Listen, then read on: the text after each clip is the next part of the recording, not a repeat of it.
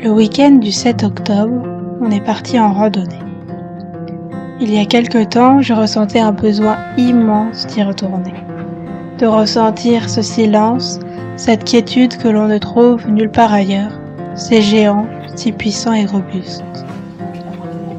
C'était un peu le tourbillon des émotions en moi, et j'avais tant besoin de ça, de ces paysages tous plus vibrants les uns que les autres, vibrants de vie, vibrants de couleurs, de ces étendues à perte de vue, de ces montagnes si grandes, de se sentir petit et en même temps géant, se sentir fatigué, mais en même temps plus que jamais vivant, profiter de ne rien faire, se baigner dans un lac, dormir au refuge, à peu près, entendre les marmottes, les vallées qui murmurent, la montagne qui écoute, le vent qui souffle des mots.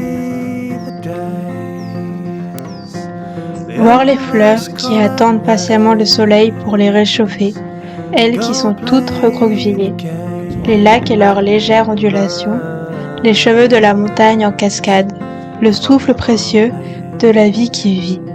Pour un instant ne plus survivre, mais vivre et se rappeler encore à quel point elle est si précieuse. Marcher est tellement méditatif. Pendant un instant, on ne pense plus à toutes ces choses qui nous inquiètent, ou même si on le fait, on les voit tellement différemment que ça nous semble être juste un tout petit rocher à gravir.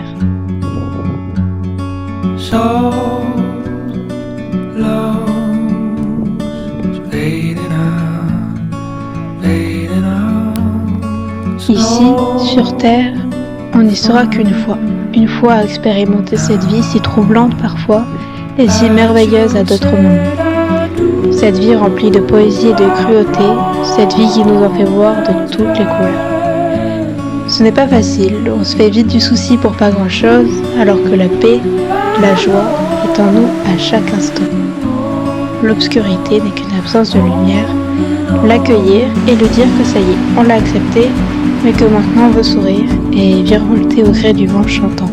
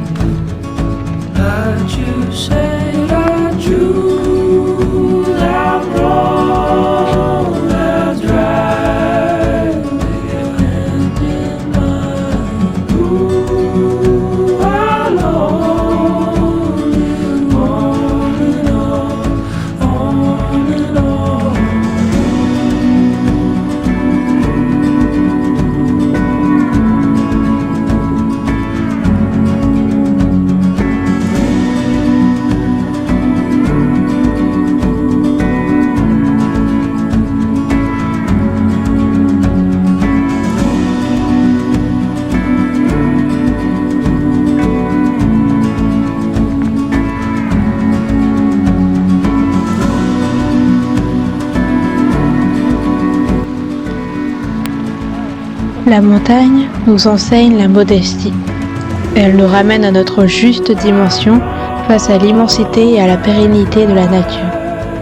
La conquérir ne signifie pas la dominer. L'homme est un passager, un éphémère. Elle restera toujours là, immense, impassible.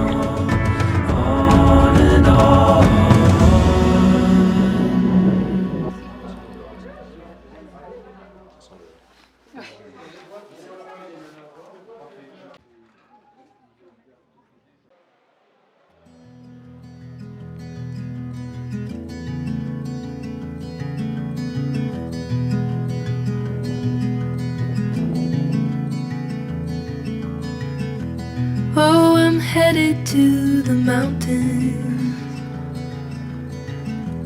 I'll be back in a week or two. Don't you try to reach me, 'cause I won't pick up for you. I've got some things I need to do.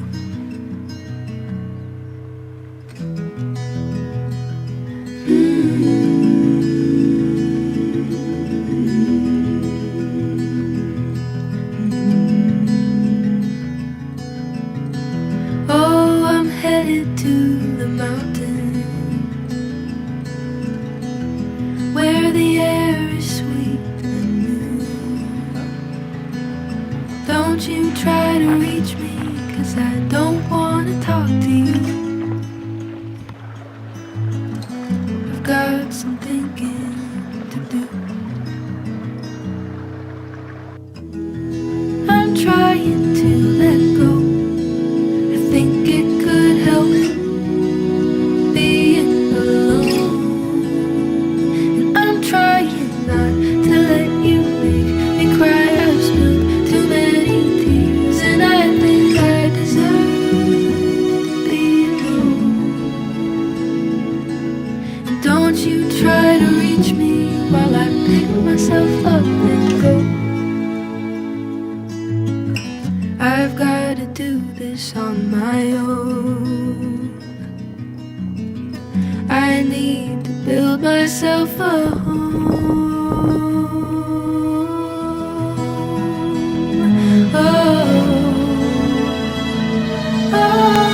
Comme ça qu'on a fini notre petit périple de 2 jours, même pas.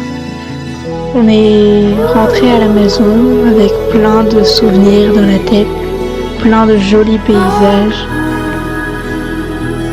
plein de moments à se remémorer, toutes ces couleurs, ce soleil. J'étais partie fatiguée mentalement, les larmes au bord des yeux, et je suis revenue apaisée.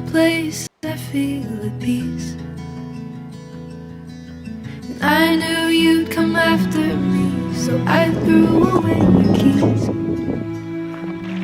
La montagne peut guérir certains maux, et il ne faut jamais hésiter à aller la rencontrer quand on en a besoin. Elle sera toujours là, toute notre vie, irremplaçable.